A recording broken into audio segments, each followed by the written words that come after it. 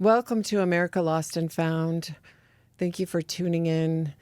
The thing is, America Lost and Found's inspiration was rooted in my sister Regina's disappearance. Gina disappeared from Lincoln, Nebraska, October 17th of 2000. She was playing at an open mic night. She walked out, and that's the last that she was seen. So, after 24 years of looking for her, I've met families of the missing from all over the world, and I have learned what they've done to cope. I've learned what their big issues are, what all of us run into. I've learned so many things about missing, but the biggest thing I've learned from my sister's disappearance is to not focus on what I'm missing, but to focus on what I have right here and right now, and that's what I found. And so that's why we're calling it America Lost and Found. Focus on the found. Our guest for today is Pam Goodrich. Her son is actually missing from where my sister is missing, Lincoln, Nebraska. So whenever anybody's missing from Lincoln, that really gets my attention, and tears well up in my eyes. And so her son, Tyler Goodrich, has been missing since November 3rd of 2023. And then my co-host, which maybe I should have introduced first, but we're just getting going with this. And so please help us by being patient with our bugs and getting the bugs out. We're just going to be kind of very conversational today, but I would like to welcome Dwayne Bowers. Dwayne has a bunch of letters after his name, so I wrote them on my hand. I'm not kidding. So Dwayne Bowers, LPC and CWC, he has actually spent the last 20 years supporting families like Pam's and like mine. And that is how I met him. And it's probably been about 20 years since I met you, I believe. It might have been your first or second year in this. So I really appreciate all that Dwayne does. He not only helps families like us, but he's a counselor, a private counselor. He teaches, so he's able to teach people about this issue and about many other issues, I'm sure. You work with law enforcement, right? You instruct them Yes, as well. absolutely. Because a Yes, lot of times law enforcement doesn't really know all the things that the families go through. exactly. Yeah. Yeah. And I also work with law enforcement on child exploitation and helping them to learn how to support themselves um, in doing the work of working with missing and exploitation. Yeah, that's really needed. Somebody like you, and you're my go-to person when it comes to this. I feel like very few counselors know what this is like, the ambiguous loss. And I always tell everyone you're the expert on Yeah. ambiguous loss because they come to me and so many counselors don't even know what that means. Can you Yeah. tell us a little Yeah. bit about ambiguous loss? Sure. The definition of ambiguous loss is actually when a person is either psychologically present and physically missing, as in a missing person. Psychologically, they should be here. Why aren't they here? There's no reason why they're not here. They're missing and they're physically missing. The other side of ambiguous loss is when a person is physically present but psychologically missing. So that's when a person's personality has changed, such as through dementia or through traumatic injury to the brain, or even through drug abuse or whatever, where yes, they're here, but they're not the person they used to be. So they are psychologically missing, but physically present. So most of the research has been done on the latter, on the psychologically missing, but physically present. So there's been a very little research and training on physically missing and psychologically present. And so that's kind of where I've sort of spent my time. Thank you for doing that. I really Yeah. appreciate it. How did you get into it, Dwayne? How did you happen to get steered towards people like us? I met the director or the vice president, actually, of family advocacy in at the National Center for Missing and Exploited Children. And I can say this, I'm not breaching confidentiality. She was coming to me for grief. Her mother had died, And we met and we were working on that. And as we were talking, and she knew that I was doing trainings on grief and that sort of thing, she invited me to the National Center for Missing Exploited Children, and it started there. And then I met with Team Hope, and this was before they were even part of National Center, and just kind of been with it for the last 25 years. Okay. And what is Team Hope? I know what it is, but Thank yeah. you. Yeah. Team Hope is a part of the National Center for Missing Exploited Children, where parents and family members of missing and exploited children are trained as volunteers to help support other family members of missing and exploited children. And now they actually have a wing or a group of folks who are now adults who were missing or exploited as children to also help those families and support those families. So they've being in existence for 25 years, that generation now has grown up. And so now they're part of the volunteer force as well. That gives me chills. Wow. Yeah. That those people came from such trauma, and now they're able to turn that into a way to help others who are going through the same trauma that they lived through. Absolutely. Wow. Getting chills again. It's kind of scary when you say that. I've been working at this long enough that people that I worked with where their child was missing, the child is now an adult and has their own children. And I'm actually working to counsel them where I was working with the parents 20 years ago, you know? Wow. So, yeah. May you live a very long time, Dwayne. We need you. We need you. All right. I would like to talk to Tyler Goodrich's parent, Pam Goodrich, and find out the story of Tyler and what happened. Can you give us a little bit of that story? Yes, I'd be glad to. Tyler, as you said, went missing the night of November 3rd in 2023. It was a day that he had left his job as usual on a Friday at the Department of Corrections, picked up pizzas at Costco and headed home for a movie night with his husband and their youngest son, while the oldest one was at work. And when that was over, then had a tough discussion about the fact that their marriage was dissolving. And that was something that was difficult to hear. We were unaware of it. And so that one was kind of another grief that went along with everything else, to know that they were looking at that. At that point in time, he left the house. There was a disagreement that had come up, and his husband had called 911 for domestic assault. And it was at that time that Tyler left the house. At the time he left, we think his cell phone was on. He had his keys, we believe, and he had a wallet. He was an avid runner, so everybody just thought he took off to go blow off some steam. The cell phone went off within a few minutes, and it has never come back on. It has never pinged anywhere. Bank accounts have not had any activity, credit cards. It was just like he left the house that night, and that was it. Nobody has seen him since. Nobody has heard from him, which is absurd because he was attached to his cell phone. He loved technology, and that was something that he was very fond of. So, and here we are almost 6 months later. So that was highly unusual. Everything that you're talking about is highly unusual for him to be separated like that. Exactly. Mm-hmm. How often did he normally talk to the family? He would call his dad every week.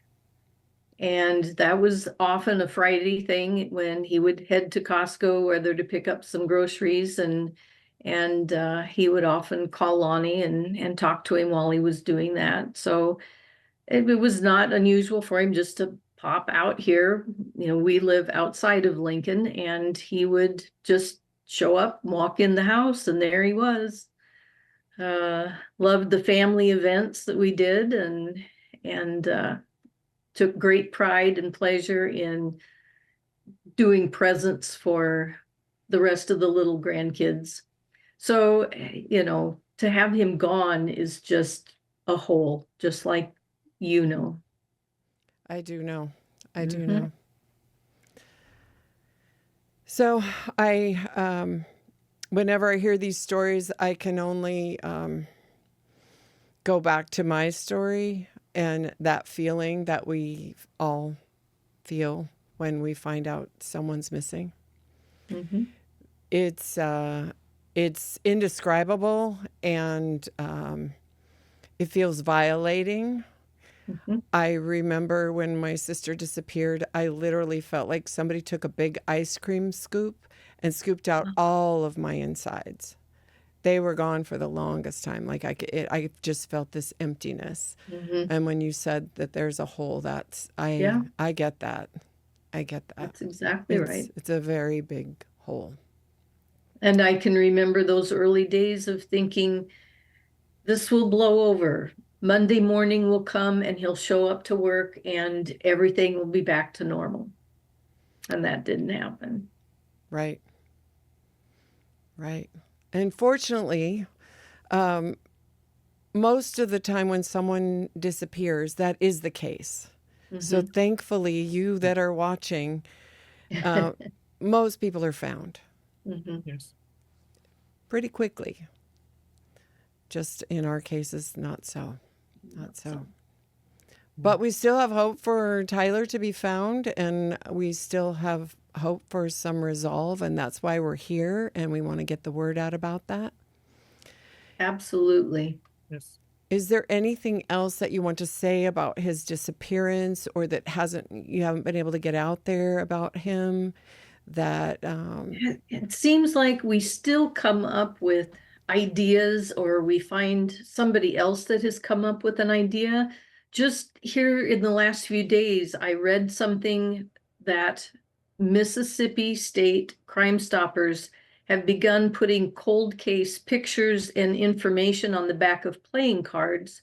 And those playing cards are being distributed throughout jails and prisons, where they might have a way of connecting or sharing information. And it's things like that, as odd as it seems, but nothing is left unturned. We want to make sure that we have looked everywhere, that we have thought of everything. And sometimes that can be an obsession too. So Yes. we have to be careful with that one. of course, of course. Yeah. I know I've heard of New York City, and I believe Nebraska at one point did have that program Oh, through okay. Yeah. Project Jason, but I'm not positive on that. But we can Mhm. check that out. In Project New Jason York. closed their doors, but we can talk to Kelly Jolkowski. Her son is missing from Omaha, and she's the one that I believe put that together for Nebraska. Wow. But this is a while ago, so I'm not sure. So I'm glad you brought that up, because that's a good idea to make that happen again. We can put that on our list of things to do. Absolutely. Yeah. Well, we can't possibly look under every rock and behind every tree and in every river and every stream and talk to every person.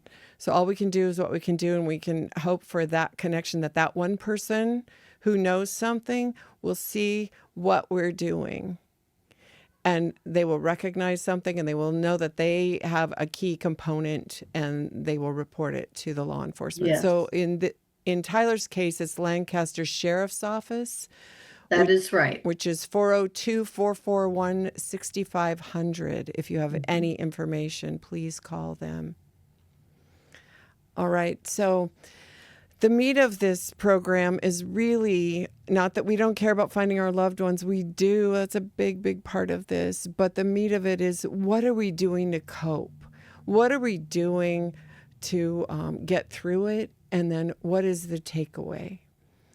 So I know I have, I stated earlier that I've met a lot of families of the missing over 24 years, probably thousands.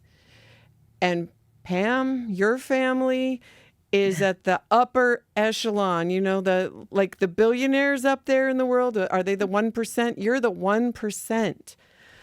You have a lot of really great things in your family. One, you have a lot of family members that are centrally located to where the True. person disappeared. Mhm. You have a That is lot of family members who have a ton of energy and availability to help, and the confidence to help. We don't all have the same kind of confidence. Like, I'm basically a shy person, but I had to grow out of that over time. But you have family members. I've met some of them, and they're very outspoken and willing to Yes, do they the are. job. Mhm. And that is a huge plus, to have family spokespeople. Most families don't even have one. Some have one, and you have probably, I don't know how many family spokespeople you have. It seems like everybody I meet in your family could do it. I think that could be handled that That way, yes. that is very rare.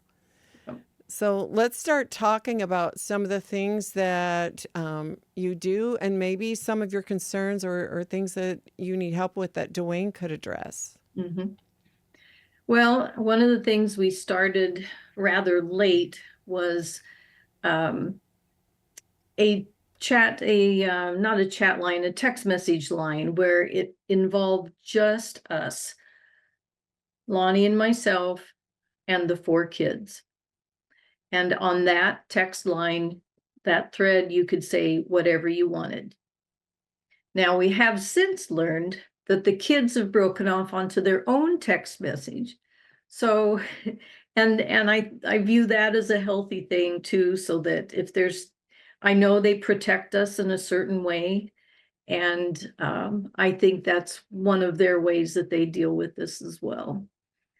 So I kind of wish we would have begun that way, but we were meeting face to face so often that it wasn't necessary. That's an excellent way to maintain communication, and also limiting it is very important, so that what tends to happen is people start to talk about their own emotions or their own beliefs and that sort of thing, and then the text gets pulled off track of what you were trying to talk about. So having a limited number of people, and I'm glad you see it as a positive that the kids have their own, because they have a different relationship with him than you do. And this is one of the things that many parents don't understand is, they expect the siblings to feel exactly like they do and approach this exactly like they do. And it's different. Siblings will approach a missing sibling in a much different way than parents will. So they do need to have the ability to just talk amongst themselves and that sort of thing. And certainly I think Janelle can speak to that, being the sibling. It's much different for parents, and parents often think that the child should react in the same way they are, and siblings just don't. They just don't have that same relationship. So there's another one of those things that your family understood and supported having happen. Yeah. Right. That's an excellent. Another thing that you have mentioned though before was social media, and just kind of putting some guidelines on yourself as far as using the social media. Would you speak to that? Because I think very often people depend too heavily on social media and then get distracted. How did that happen for you and your family? Well, and that is twofold. I mean, one is you can read everything that you want to that comes on social media, and that's a trap in itself. And just the idea that sometimes it's easy on social media to play the blame game, and that is not healthy either. And so you have to really be strong about these two avenues. And you're right. Those kinds of things can really bring people down. Absolutely.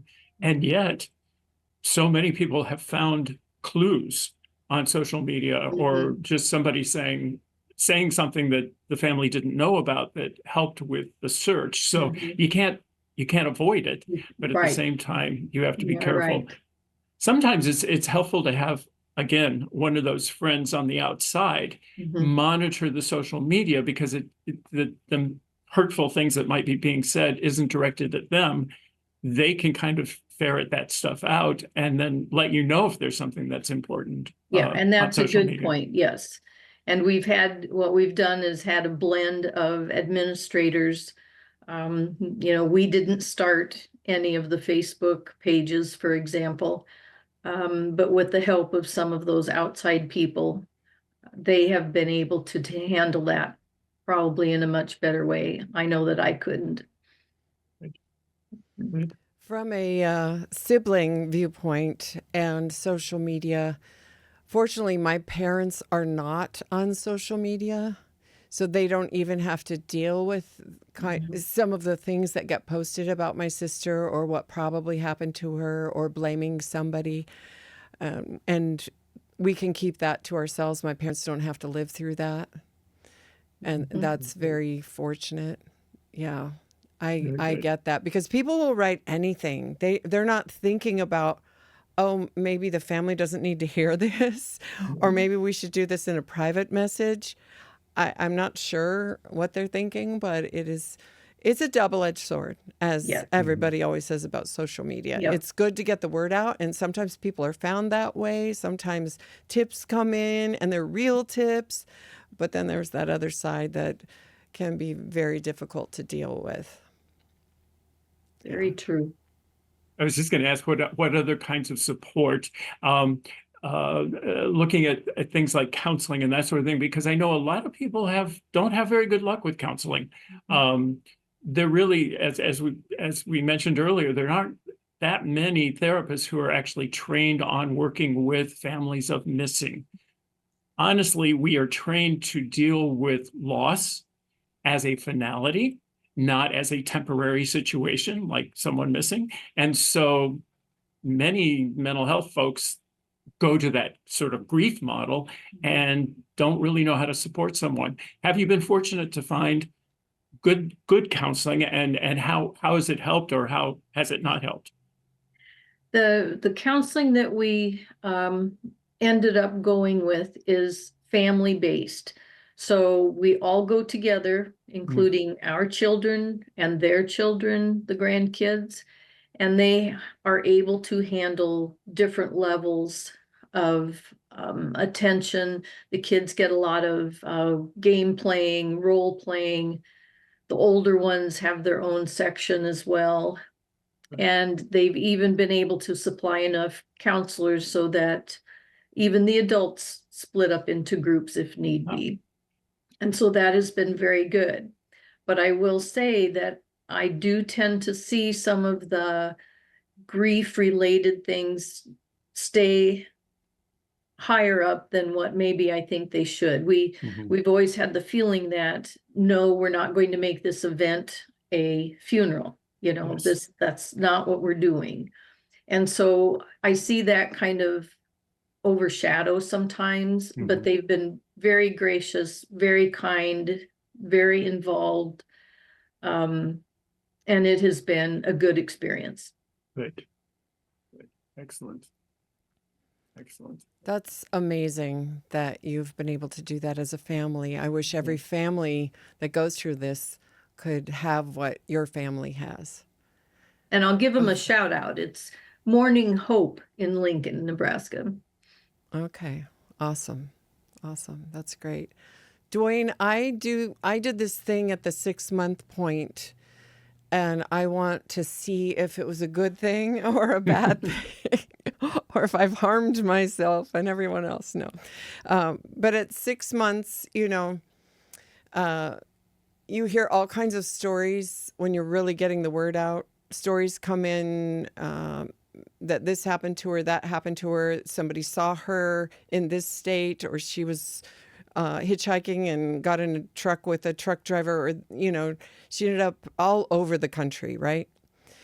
And also, all kinds of people were accused of hurting her and taking her in all different ways. And for 6 months, I relayed some of that to the family, not all of it, but I relayed a lot of it to the family when it would come in, because if it felt legitimate. And I learned that there was this roller coaster ride going on for all of us. It was just like every time something new, really, why would she do that? Or, you know, that's horrible. Or I can't imagine her last thoughts, or, you know, all of that, depending on the situation. And finally, at the 6-month point, I said, you know what? I'm not going to believe anything anymore. It doesn't matter what they say to me. I'm going to log it. I'm going to put it in there as something that I've been told, but I'm not going to react emotionally to it. I am just putting a stop to all of this. And I also stopped telling my family, because I thought, until I know something for sure, there's no sense in me going through that much trauma. I think that's the wise decision to this point.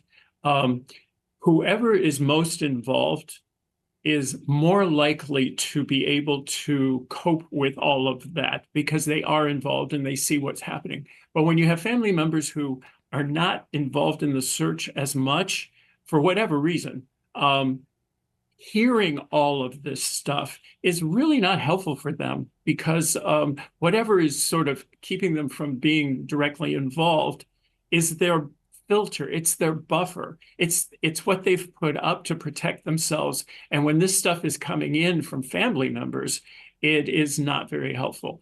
And so, and I know that you even get psychics saying that they know where the person is and all of these kinds of things. And it is an emotional roller coaster, because you take every lead as, oh my God, maybe this is it. Maybe this is it.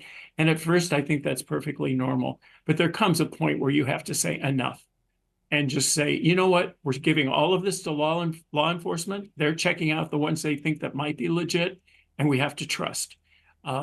Or if you hear 2 or 3 that say the same thing, then you can start saying, let me look at this. But I think you did the right thing. I think for yourself and for your family, get them off the roller coaster. And Pam, I'm sure you all at the beginning had that up, just every lead might be it. This must be it. This might be it. And it's exhausting. And actually what it does is it gets you to a point where you numb out and you don't feel anymore. And then you feel guilty because you're not feeling, because it's just too overwhelming. Did you have that happen, Pam? I did, and we all did. And we've used the same phrases, the roller coaster ride, you know, getting your hopes up. Let's try this psychic. Let's look at this. And I think one of the really low points that came at the time where I had to, you know, step away a little bit was to watch Tyler's dad leave the house. They were going on another search. And this time he took a ground probe with him, so that if you thought you were hitting a place where somebody might be buried, that you had something there. And I thought, I cannot believe that we're even having this conversation. Yeah. So it was one of those things where, yes, your own emotional wellness has to be given some credit in there too. Absolutely. I think the smart thing you did, Janelle, was just log them, so that, again, if you start to see a pattern, then you can go back and say, no, I had something similar here and here and here. Now let me go to law enforcement and say, these keep popping up. What should we do here? Because sometimes this is not their only case. And so sometimes they do need to have someone not monitoring them, but helping them with reminding them, okay, we've seen this 2 or 3 times. What's the significance here? Right. And with the right relationship, and let's talk about that. What has your relationship been with law enforcement, Pam? We needed them and relied very heavily on them. Now we see ourselves pulling away a little bit. It's been very difficult. When we talk on the phone, it spoils the day. I hate to even say that, because they are our lifeline at this point in time. But there gets to be a time where I don't want to hear that we have to wait. I can't tolerate hearing that, no, this will go and be transitioning into a long-term case. Yeah. I don't want to hear that. So that's something that we're dealing with right now as to how best to handle that and what we need to do as far as moving on. Mhm.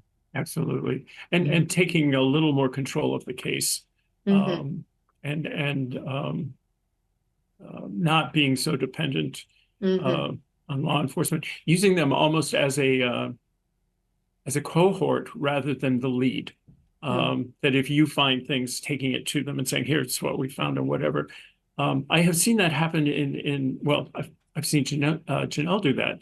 Um, because at some point, the original law enforcement folks that were there are no longer there. So the people who knew the case are no longer there. So it kind of becomes the family that is going to be the head of the case at this point. So Mhm. I hear what you're saying, and I understand that. And that is a tough place, but as Yeah. long as the family's talking, as long as you keep that connection with your family members and Mhm. saying, here's what we need to do, and everybody's kind of on board with it, you're supporting each other. I think that a lot of families of the missing have a similar relationship with law enforcement, or they simply feel like they're not doing anything in their case and feel abandoned, because I think we grow up to believe that when something goes wrong, they fix it. And they can't always fix this. Yeah. And we don't always understand that when we're this desperate to find someone. So that's one thing. But the other thing that I've found lately, because I've been doing this for so long, is that there just aren't enough law enforcement to cover all the cases anymore. They're just, ever since we've had so many unfortunate incidents involving law enforcement across the country, and then there's been rage against law enforcement. People have retired early. Mhm. They're having a hard time recruiting new guys. Yep. And so we're stuck with a skeleton crew. And that's a real problem. And I have really noticed it because I, have seen the delineation go, right before my eyes. Well, we Absolutely. are, yes, go ahead. I was going to say that's true. I think across the country. I mean, Mm-hmm. certainly in the Washington D.C. area. I think I heard on the news just the other day that Washington D.C. itself is down 250 officers, and they just got 17 to come into the training academy, and they're all happy and excited about that because this is the first time that the number coming in has exceeded the number going out.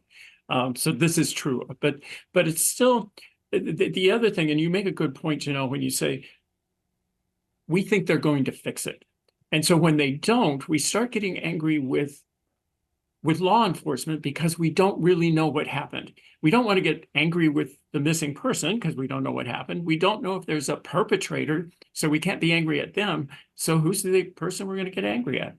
Law enforcement. As long as my loved one's missing, you're not doing your job. It's kind of how folks approach law enforcement sometimes. And that kind of sets them up to fail. And I know there are situations where law enforcement maybe are not doing what they could be doing, but I think it's kind of a situation already sets up law enforcement in a situation that they cannot achieve. So I agree. We need to yeah. give them a lot more credit than we feel like we need to.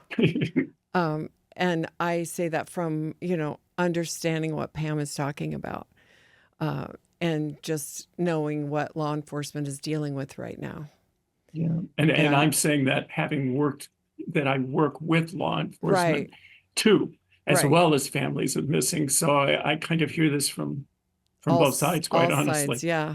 Yeah. Yeah.